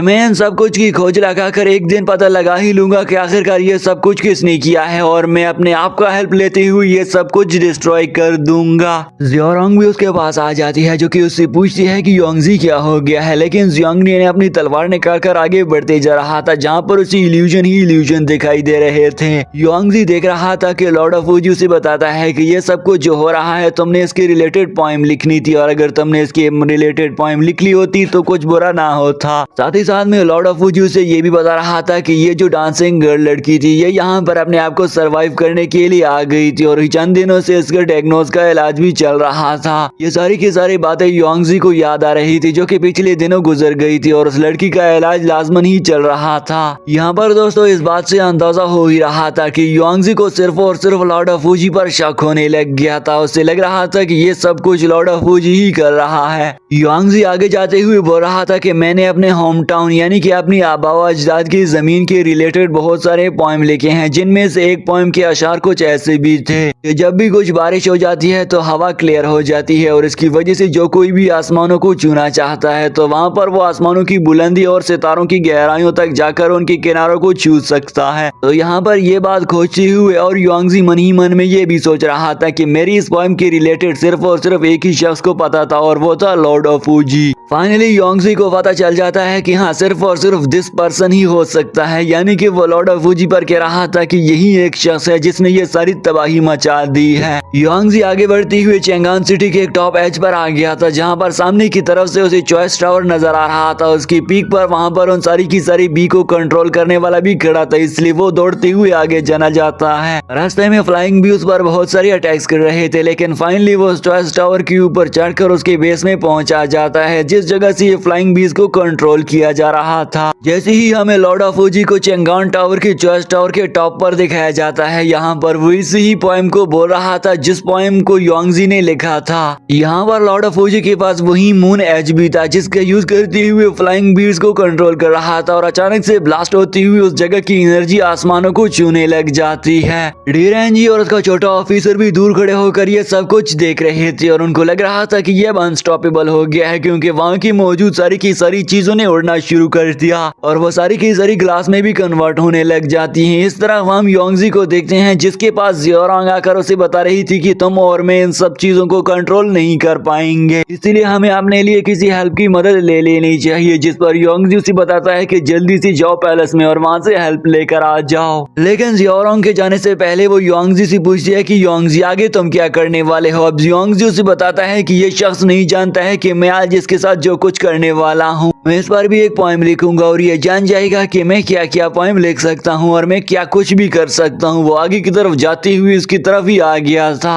चंगान सिटी में तबाही उसी ही अंदाज से चल रही थी और वहाँ पर मौजूद लोग एक एक करते हुए उस कांच के जाल में फंसकर कांच बनते जा रहे थे। यहाँ पर दोस्तों ये लोग मारे नहीं जा रहे थे बल्कि इनको एक अनदर वर्ल्ड में ट्रांसफर कर दिया जा रहा था, जिसका मतलब था कि ये लोग अभी भी जिंदा थे और योंगजी के पेरेंट्स भी अभी भी जिंदा ही होंगे। डीरोंगजी और उसका छोटा पुलिस ऑफिसर भी आगे भागते हुए लोगों को वहां से भगा रहे थे। अचानक से डीरोंगजी देखता है कि योंगजी तो उनकी तरफ ही आगे जा रहा था और उस जगह को डिस्ट्रॉय करने की ठान ली थी। योंगजी ऊपर की तरफ जंप करते हुए चेंगान सिटी के चर्च टावर के टॉप पर आ जाता है और जैसे ही लॉर्ड ऑफ फूजी उसे देख लेता है तो वो उसे कहता है कि वेलकम, मैं तुम्हारा ही इंतजार कर रहा था और आखिरकार तुम आ ही गए हो। साथ में वो उसे बोल रहा था कि ये सारी की सारी ब्यूटी जिसे मैं तबाह करना चाहता हूँ। ये कहती हुई तो योंगजी उस पर हमला कर देता है। इस अटैक का लॉर्ड ऑफ फूजी पर कुछ ही असर नहीं होता बल्कि वो उल्टा योंगजी से ये बोल रहा था कि योंगजी तुम इतना गुस्सा क्यों हो गए हो, हम तो दोस्त थे।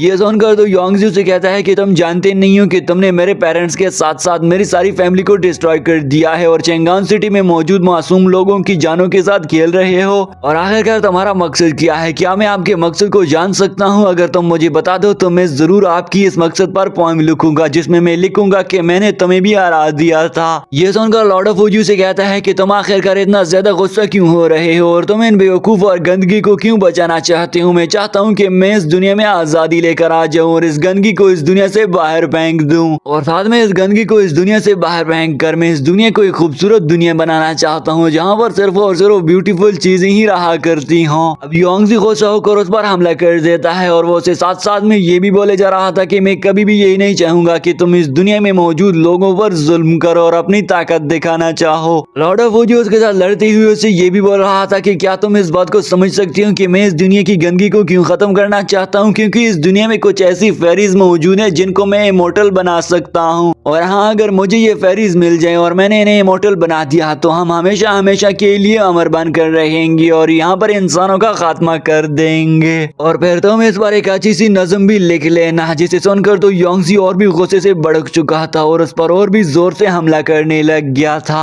लॉर्ड ऑफ फूजी खुद को बचाने के लिए अपने गिर्द एक सर्कल सील बना लेता है। अब योंगजी उस पर हमला कर रहा था लेकिन उसकी स्वॉर्ड उसका कुछ कर ही नहीं पा रही थी, क्योंकि ऑलरेडी मैंने आप दोस्तों को बता दिया था योंगजी के पास जो तलवार है ये दरअसल में लॉर्ड ऑफ फूजी ने इसी दे रखी थी, इसलिए इसकी तलवार इतनी ज्यादा पावरफुल नहीं थी। साथ में लॉर्ड ऑफ फूजी उसे बोल रहा था कि तुम्हारी तलवार एक अजीम तलवार है। यहाँ पर लॉर्ड ऑफ फूजी उसे ये चुनौती भी देता है कि तुम मुझे कभी भी नहीं रोक पाओगे और ना ही मुझे कोई और रोक पाएगा, क्योंकि मैं आपकी तरह के अजीम हजार करोड़ों मिलियंस लोगों को खत्म करके मारना चाहता हूँ। योंगजी से लॉर्ड ऑफ फूजी का ये बकवास सुना ही नहीं जा रहा था, इसलिए वो बार बार इसके इर्द गिर्द मौजूद चट्टानों का हेल्प लेते हुए इसके सर्कल पर हमले कर रहा था, लेकिन वो कुछ कर ही नहीं पा रहा था। फाइनली योंगजी उस पर एक जोरदार अटैक करती हुई इसकी सर्कल सील को तोड़ देता है। साथ में योंगजी की तलवार भी टूट चुकी थी, लेकिन अब अगले ही पल हम देखते हैं कि लॉर्ड ऑफ फूजी के अंदर उसने अपनी तलवार को घोंप दिया था। लेकिन यहाँ पर लॉर्ड ऑफ फूजी हंसते हुए उसे बोल रहा था कि मेरी बर्दाश्त अब खत्म हो गई है, इसलिए मैं आपके तरह के बेवकूफ शख्स को आगे से तोहफे बिल्कुल ही नहीं दूंगा। यहाँ पर वो उसकी तलवार की तरफ इशारा कर रहा था कि ये तलवार भी मैंने ही आपको दी है। साथ ही साथ में लॉर्ड ऑफ फूजी हंस भी रहा था और ये हंसना उससे देखा भी नहीं जा रहा था। युआंगजी समझ जाता है कि इसने इस तलवार भी मेरे साथ कुछ अच्छा नहीं किया और ना ही मुझे अच्छी तलवार दी है, बल्कि ये तो इस तलवार का यूज करके मुझे इसने इस्तेमाल किया था। युआंगजी भी कांच में ही बदल चुका था, साथ में उसकी तलवार समेत लॉर्ड ऑफ फूजी भी कांच में कन्वर्ट होकर ऊपर की तरफ उड़ते हुए वहीं पर ही डिस्ट्रॉय होने लग गए थे। अब अगले ही सीन हम फिर से युआंगजी को देखते हैं जो कि एक लाफानी दुनिया में खोजकर जंप कर लगा देता है, जहां पर नीचे की तरफ गिरती हुई उसके साथ चट्टाने टकराने लग गई थी। साथ ही साथ में उसके मुंह पर अभी भी ब्रोकन मून सिटी का नाम आ रहा था। युआंगजी इस लाफानी दुनिया में अपनी ब्रोकन मून सिटी को अभी तक याद कर रहा था और ये लाफानी दुनिया दरअसल में लॉर्ड ऑफ फूजी ने बनाई हुई थी। अब अचानक से युआंगजी के नीचे गिरने पर हम देखते हैं कि युआंगजी तो चेंगान सिटी में बैठा हुआ था, जो कि वाटर पर बैठकर ये सब कुछ सोच रहा था और उसे ये सब कुछ बिल्कुल ही इल्यूजन सी दिख रहा था। वहाँ पर सारे के सारे लोग चेंगान सिटी की तरफ आगे बढ़ रहे थे और वो वहाँ पर बैठकर वहाँ पर सारे का सारे लोगों का नजारा देख रहा था और वो आगे की तरफ जाते हुए देखता है कि ये सब कुछ क्या हो रहा है। वो देख रहा था कि वहाँ पर मौजूद सारे के सारे क्लैंस के लोग और साथ में ब्रोकन मून सिटी के लोग चेंगान सिटी में वहाँ पर आगे जा रहे थे, लेकिन उनमें से इसके पेरेंट्स शामिल नहीं थे। युआंगजी इर्द गिर्द देखते हुए काफी इमोशनल हो गया था। अचानक से देखता है कि लॉर्ड ऑफ फूजी भी वहां पर आ गया था, जिसे देखकर तो उसकी आंखें पटी की पटी रह गई थी। युआंगजी लॉर्ड ऑफ फूजी को देखता ही रह गया था और दिन तो ऐसे उसके साथ गुजरने लग गए थे कि जैसे उसके सामने दुनिया छोटी पड़ गई। अचानक से उन सारे के सारे लोगों में उसने लॉर्ड ऑफ फूजी को भी देख लिया था और वो उसे देखते ही उस पर दिन रात ऐसे बीतने लग जाते हैं जैसे कि सेकंड्स गुजरने लग गए हों। अचानक से युआंगजी के नीचे से जमीन पड़ती हुई युआंगजी फिर से नीचे ही गिरता चला जा रहा था और सारे के सारे सिस्टम को लॉर्ड ऑफ फूजी ही तो कंट्रोल कर रहा था। युआंगजी नीचे गिरता ही चला जा रहा था। अचानक से वो देखते हैं कि उसके सामने लॉर्ड ऑफ फूजी आ जाते हैं, जिसने खुद की एक अलग ही शेप बना ली थी और हम उसका क्लोन ही देख पा रहे थे। यहाँ पर दोस्तों लॉर्ड ऑफ फूजी ने अपना क्लोन बनाकर युआंगजी को गॉड की तरह ही दिख रहा था और यहाँ पर दोस्तों इस स्टेट का सारे के सारे स्टेट का वो गॉड ही तो बन गया था। युआंगजी जैसे ही वहाँ पर खड़ा होकर लॉर्ड ऑफ फूजी को देख लेता है, लॉर्ड ऑफ फूजी उसे बोल रहा था कि क्या तुम जानते हो कि सारे के सारे जगह का मालिक मैं ही हूँ और ये सब कुछ मैं ही कर रहा था। लॉर्ड ऑफ फूजी उसे बोल रहा था कि अगर तुम मेरे साथ आना चाहते हो तो मैं काफी ज्यादा अच्छी जगहों की सैर भी तुम्हें करवा दूंगा और ये सारे का सारा जगह तो मेरी ही कंट्रोल में है। ये सुनकर तो युआंगजी उस पर काफी गुस्सा हो गया था और उससे कहता है कि तुम मुझे बता सकते हो कि मेरे मॉम डैड कहाँ पर है? मैं सिर्फ और सिर्फ अपने मॉम डैड को ढूंढने के लिए आया हुआ हूँ। ये सुनकर तो लॉर्ड ऑफ फूजी उसे बोल रहा था कि मैंने उन्हें एक खास जगह पर रखा है, लेकिन तुम अपने मॉम डैड को कभी भी नहीं ढूंढ पाओगे। अब युआंगजी तो अब और भी गुस्सा हो चुका था। साथ ही साथ में हमें दिखाया जाता है कि लॉर्ड ऑफ फूजी ने अपने दोनों हाथों में उन दो लैंड्स को उठा रखा था, जिनमें एक हाथ में तो ब्रोकन मून सिटी था और दूसरे हाथ में चेंगान सिटी। लॉर्ड ऑफ फूजी युआंगजी को बोल रहा था कि मैं इन दोनों सिटीज को बर्बाद करके एक न्यू दुनिया बसाऊंगा। ये सुनकर तो युआंगजी से रहा नहीं जाता और वो उसकी तरफ जाकर उस पर हमला कर देता है, लेकिन युआंगजी के इस हमला करने से लॉर्ड ऑफ फूजी को कुछ खास नुकसान नहीं पहुंचता। अब अगली सीन में हमें डियाली टेम्पल को दिखाया जाता है, जहाँ की प्रिंसेस को भी ये सारी की सारी जानकारी हासिल हो जाती है।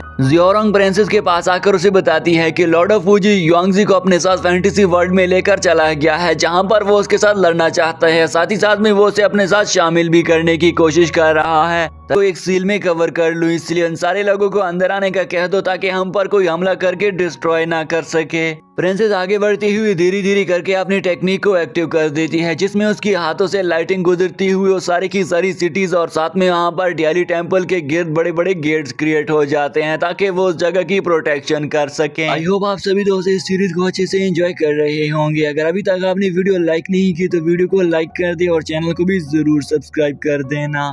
अब अगली सीन में हमें डीरेंजी को दिखाया जाता है, साथ में हम छोटे पुलिस ऑफिसर को भी देखते हैं जो कि सारे के सारे लोगों को जल्दी से जल्दी डियाली टेम्पल में एंटर होने का कहता है और वहां पर और भी डिस्ट्रक्शन का माहौल बन गया था। साथ ही साथ में यहाँ पर प्रिंसेस भी उन सारे लोगों को कह रही थी कि ये सिस्टम को मैं ज्यादा टाइम तक कंट्रोल नहीं कर पाऊंगी क्योंकि इसके लिए ज्यादा एनर्जी दरकार है। दूसरी तरफ हमें दिखाया जाता है कि युआंगजी भी वहाँ पर खड़ा हुआ था। साथ ही साथ में हमें उसके दूसरे क्लोन लॉर्ड ऑफ फूजी को भी देखते हैं जो कि उस जगह पर भी पहुंचा गया था। लॉर्ड ऑफ फूजी युआंगजी को बोल रहा था कि मैंने तुम्हारे मॉम डैड को तो सेफ जगह पर पहुंचा दिया था, लेकिन इस मेरे हमले की वजह से सारे के सारे मेरे अपने लोग भी मारे गए हैं और मैं चाहता हूं कि मैं इस दुनिया से गंदगी को खत्म करके एक अपनी ही दुनिया बसा दूं। युआंगजी अब ये सुनकर फिर से उस पर हमला कर देता है। साथ में वो काफी बार उस पर हमले कर रहा था, लेकिन उसके हमले उस पर कुछ ही असर नहीं दिखा रहे थे।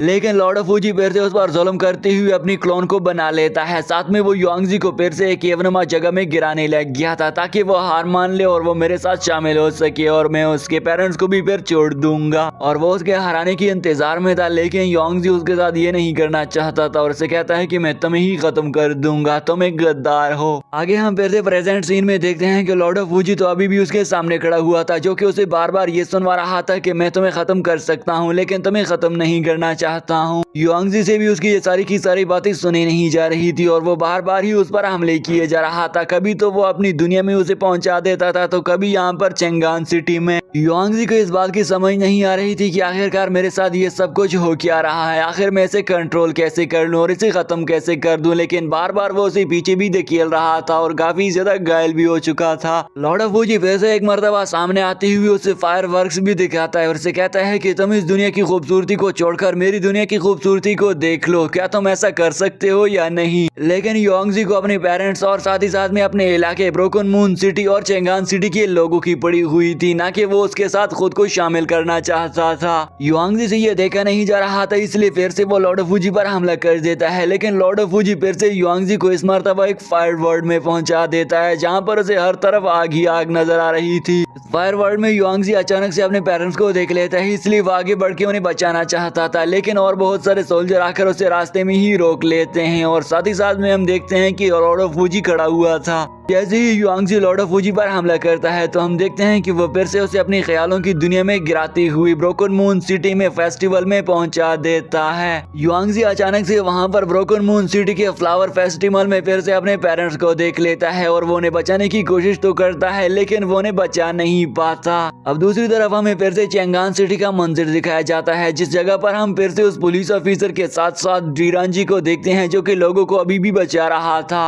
फाइनली डीरांजी के साथ छोटा ऑफिसर भागते भागते चेंगान सिटी से डियाली टेम्पल के उस गेट तक आ जाते हैं और वो लोग अंदर भी घुस आ गए थे और फाइनली उन लोगों ने अपने आप को उन सारे के सारे हमलों से बचा दिया था। अब अचानक से हम लॉर्ड ऑफ फूजी को क्लोन को देखते हैं, जो कि कह रहा था कि इन लोगों ने तो अपने लिए एक मैजिकल स्पेल बना दी है, जिसका यूज करती हुई ये लोग मुझसे बचना चाहते हैं और अगर इस तरह से लोग ऐसा करते रहे तो फिर मैं किस तरह से इन सारे लोगों को मारकर अपनी एक अलग दुनिया बसाऊंगा। अब अगले ही पल में हम फिर से युआंगजी को देखते हैं, जहां पर फ्लावर फेस्टिवल में वहां पर खड़े हुए लोगों को देखता है जो कि उड़ती हुई जा रहे थे। सभी यहाँ पर वो अपने घर को भी देख लेता है। युआंगजी जैसे ही अपने घर के अंदर चला जाता है तो उसकी मॉम डैड आपस में ही एक दूसरे के साथ लड़े हुए थे, जहाँ पर उसकी मॉम उसे बोल रही थी कि मैं अपने बेटे युआंगजी का काफी अरसे से इंतजार कर रही हूँ, आखिरकार वो कब आएगा। अभी यहाँ पर उसकी मॉम को युआंगजी के फादर ने बोला था अगर तुम उसे इतना ज्यादा मिस कर रही हो तो तुम्हें उसे कॉल कर लेनी चाहिए या तुम उसे लेटर ही लिख लो। तभी यहाँ पर उसकी मॉम उसे एक खत दिखाती है जो कि उसने युआंगजी के लिए लिखा हुआ था। साथ ही साथ में हम युआंगजी को भी देख रहे थे, जो कि अपने घर के सारे माहौल को देख रहा था, लेकिन ये सिर्फ और सिर्फ इसका इल्यूजन ही था। युआंगजी की मॉम ये भी बोल रही थी कि मैं अपने बेटे को ये लेटर लिख तो लूंगी, मैं जानती हूँ कि अगर वो मेरे कहने पर आएगा नहीं, लेकिन वो अपनी जिंदगी को अच्छी से बिता रहा होगा और मासूम लोगों की हेल्प भी कर रहा होगा। युआंगजी को यह देखकर काफी हैरत हो रही थी कि आखिरकार मेरी मॉम मुझे इतना ज्यादा चाहती है, लेकिन मेरे फादर की मुझसे एक भी नहीं लगती। युआंगजी का अपनी मॉम पर काफी प्यार आ रहा था, इसलिए वो जैसे ही उसे हक करने की कोशिश करता है, लेकिन ये सिर्फ और सिर्फ तो युआंगजी का इल्यूजन ही था और उसकी मॉम तो गायब हो चुकी थी। अभी यहाँ पर वो घुटनों के बल बैठती हुई काफी अफसोस कर रहा था और वो कह रहा था कि अगर मैंने अपनी मॉम का ये लेटर पढ़ लिया होता तो आज ये सब कुछ कभी भी ना होता। अचानक से युआंगजी को वहाँ पर अपनी सारी की सारी पोएम्स भी दिख जाती हैं और वो नीचे ही अपनी माइंड स्पेस में गिरता चला जा रहा था और वो किसी भी पोएम को पकड़ नहीं पा रहा था।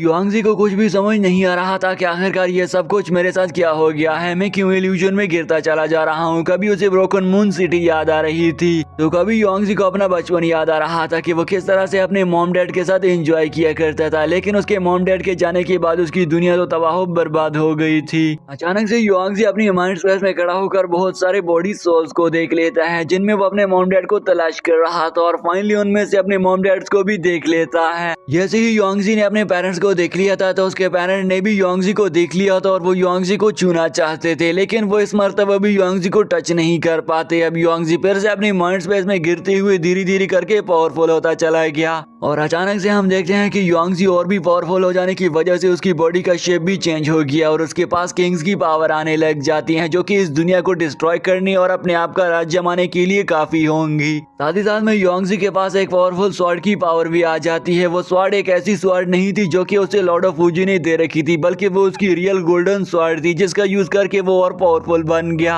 अब अगली सीन में हमें फिर से डेली टेम्पल का मंजर दिखाया जाता है, जहाँ पर क्वीन काफी ज्यादा थक चुकी थी और वो उस जगह को प्रोटेक्शन करने में नाकाम हो गई थी, जिसकी वजह से उसकी एनर्जी भी कम हो जाती है। वो काफी ज्यादा घायल भी हो चुकी थी, इसलिए ज़ियाओरांग आगे बढ़ती हुई उसे सहारा देती है और उसे बोल रही थी कि अब आपने अपना काम कर दिया, हमारे बहुत सारे लोग बच चुके हैं, लेकिन अभी भी युआंगजी वापस नहीं आया। प्रिंसेस की तबीयत धीरे धीरे करके सही हो जाती है और उसके बाद वो फिर से अपनी टेक्निक को एक्टिव करती हुए डेली टेम्पल के गिर्द फिर से शील्ड बनाने लग जाती है, क्योंकि वो जानती थी कि मुझे ही डेली टेम्पल को प्रोटेक्ट करना है और कोई यहाँ पर प्रोटेक्शन करने नहीं आएगा। प्रिंसेस लगातार ही कोशिश कर रही थी और अपनी टेक्निक का यूज करती हुई उस जगह के इर्द गिर्द सारी की सारी एनर्जीज को फैला देती है। अचानक से उसे आसमान से आवाज आ जाती है कि अच्छी लोगों की हेल्प करना अच्छी बात है। दूसरी तरफ हमें लॉर्ड ऑफ फूजी को भी दिखाया जाता है। अचानक से उसे कुछ गड़बड़ महसूस होती है और एक पोर्टल ओपन होती हुई युआंगजी आ गया था, जो कि अपनी न्यू लुक में दिख रहा था और आती ही उसके सारे सिस्टम को डिस्ट्रॉय करने लग गया था। लॉर्ड ऑफ फूजी भी जैसे उसे देख लेता है तो वो उसे बोल रहा था कि तुम मेरी बनाई हुई फैंटेसी वर्ल्ड को डिस्ट्रॉय करना चाहते हो तो मैं ऐसा कभी भी होने नहीं दूंगा।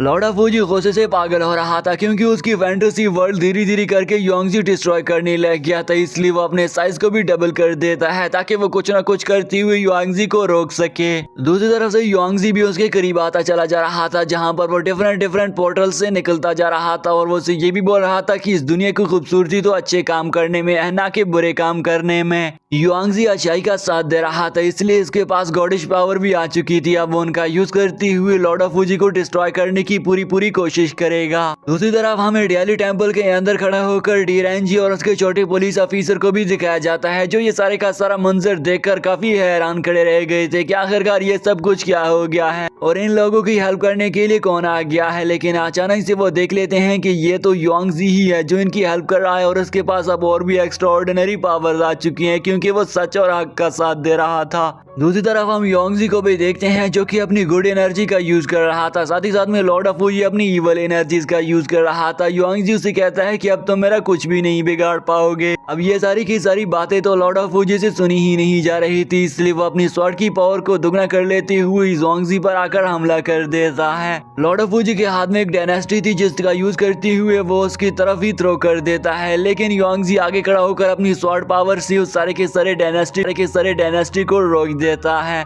युआंगजी लॉर्ड ऑफ फूजी को बोल रहा था कि तुम जो कुछ भी कर लो, तुम मेरा कुछ भी नहीं बिगाड़ पाओगे। अगर तुम यहाँ पर मौजूद आसमानों और जमीन पहाड़ों की ताकत को भी मुझ पर यूज करोगे तो ये सारी की सारी चीजें भी मेरा ही साथ देंगी। अचानक से हमें वैसे फ्लैशबैक सीन में युआंगजी को दिखाया जाता है, जहाँ पर उसके पास उसके मॉम डैड भी मौजूद थे और वो अपनी हंसी खुशी जिंदगी बिता रहे थे। युआंगजी की मॉम ने उसे एक गोल्डन पेल दिया था और यहाँ पर दोस्तों खड़े खड़े तो युआंगजी के पास जो तलवार थी, उस तलवार के अंदर भी उसी ही मॉम की पावर थी, जहाँ इसका यूज करती हुई वो फाइनली लॉर्ड ऑफ फूजी को हराने की कोशिश करता है। युआंगजी शान और शौकत के साथ खड़े हुए उसे घूरते ही चला जा रहा था और अब अगली ही सीन में हमें दिखाया जाता है कि युआंगजी ने लॉर्ड ऑफ फूजी को हरा दिया था और उस बर्फीले लैंड पर खड़ा होकर वो तो उसके घुटनों पर बैठा हुआ था। लॉर्ड ऑफ फूजी उसके सामने बैठे हुए ये बोल रहा था कि आखिरकार तुम मुझसे जीत ही गए हो और मैं तुम्हारे सामने हार गया हूँ। तुम आखिरकार तुमने सच्चाई का साथ दिया था और मैंने बुराई का, तो हमेशा सच्चाई जीत ही जाती है। युआंगजी आगे बढ़ती हुई लॉर्ड ऑफ फूजी पर हमला कर देता है और उसके हमला करते ही तो दूसरी तरफ चैंगान सिटी में मौजूद सारी की सारी इविल एनर्जी खत्म होने लग जाती है और वो सारे का सारा जगह क्लियर हो गया था। वहां पर मौजूद सारी की सारी चीजें अपनी असल शक्ल में आ जाती हैं, जहां पर मौजूद लोग जो क्रिस्टल बन गए थे वो भी सही हो जाते हैं और सारे के सारे लोग ये देखकर झूमने लग गए थे। डीरेंजी भी सारे का सारा मंजर देखकर काफी खुश दिख रहा था और वहां पर मौजूद बाकी लोग भी खुश दिख रहे थे, क्योंकि उनके घर भी अब आजाद हो चुके थे। साथ ही साथ में उनके और भी बहुत सारी लोगों की जानें बच जाती हैं। युआंगजी भी ये देखकर काफी खुश हो गया था और उसके ऊपर से काफी ज्यादा गोल्डन एनर्जी भी ग्लो करने लग गई। ये देखकर तो यहाँ पर खड़े हुए डेली टेम्पल में मौजूद प्रिंसेस भी उसे देखकर खुश हो जाती है, क्योंकि उसे मालूम हो जाता है कि अब युआंगजी विन कर गया है और इसने गोल्डन एनर्जी का यूज करके सारी इवल एनर्जी को खत्म कर दिया है और उसकी खुशी तो अब देखनी ही वाली थी। अब इसके बाद हमें फिर से प्रेजेंट का मंजर दिखाया जाता है, जहाँ पर हम लीबाई को चेंगान सिटी के टावर पर लेटा हुआ देखते हैं, जहाँ पर वो काफी खुश हो रहा था और साथ ही साथ में चेंगान सिटी के सारे लोग भी काफी खुशी से जिंदगी जी रहे थे। यहाँ पर लीबाई के लेटे लेटे तो उसे कहीं से आवाज आ जाती है, जो कि उसे बता रही थी कि तुमने इस बड़े से बैटल को तो जीत लिया ही, इसलिए तुम्हें एक जश्न मनाने की जरूरत है जिसमें तुम अच्छे अच्छे वाइन का भी पी लो। अब इसके बाद सारे के सारे लोग खुशी से अपनी जिंदगी जीने लग गए थे। अगले ही पल में हमें डेजर्ट का मंजर दिखाया जाता है, जहाँ पर हमें घुड़सवार को वहां से गुजरता हुआ देखते हैं। अचानक से हम उसी ही डेजर्ट में एक धंसी हुई चीज दिखाई देती है, जो कि दरअसल में वही गोल्डन जेट पोर्ट था, जो कि उसे लॉर्ड ऑफ फूजी ने दिया था ताकि वो उसका यूज करती हुई मजे से वाइन पी सके। इसी के साथ ही दोस्तों आज की सीरीज यहीं पर ही एंड हो जाती है। आई होप आप सभी दोस्तों को किंग ऑफ ग्लोरी एपिसोड 4 तक अच्छी लग गई होगी, जो कि इसका पूरे का पूरा सीजन 1 था। और अगर आप सभी दोस्त इसके सीजन 2 को देखना चाहते हैं तो जल्दी से अच्छा सा कमेंट जरूर कर देना, और मैं कोशिश करूंगा कि जल्द से जल्द इसकी सीजन 2 को भी एक्सप्लेन कर दिया जाए।